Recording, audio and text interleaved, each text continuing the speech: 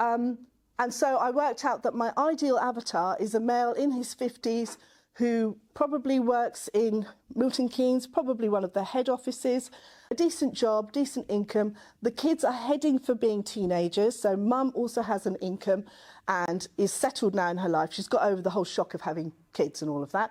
She's got into a little rhythm now, and they are aspirational for their children. They want them to succeed well at school. They're into hobbies, afternoon clubs, etc.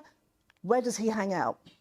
Now, he probably hangs out at networking events. He is possibly a business owner, and he's likely to look after himself too. So he's probably at the gym. He's more likely to be a Waitrose shopper than a Aldi shopper. It's understanding where they hang out, because identifying it is one thing, but where are they? Where am I going to find them?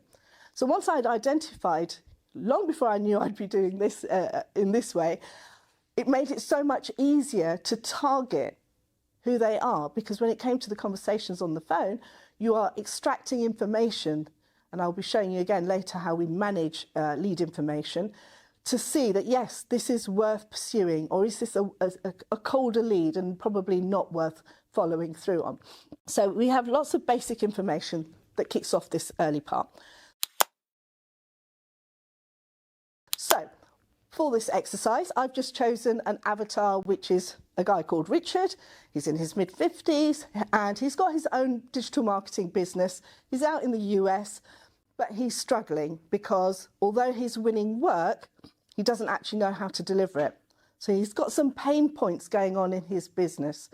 And the reason we've created this avatar, this is an example of how we at SF Digital would be targeting this avatar, because one of our products in our business is a course on Google Ads and YouTube, and they can sign in, etc. So we've sat down and worked out who would be an ideal avatar for us to promote our course to. So just to give you context as to why I've chosen him.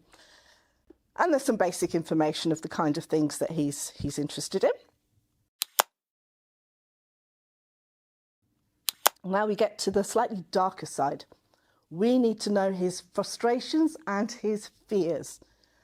This is where the imposter syndrome is coming in for him, because he's getting these clients, but he then can't necessarily deliver the work, which means he can't deliver them results. If he doesn't deliver results, he's ultimately going to lose those clients.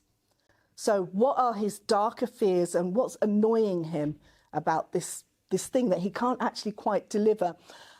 What's he having to do that's making it tricky for him?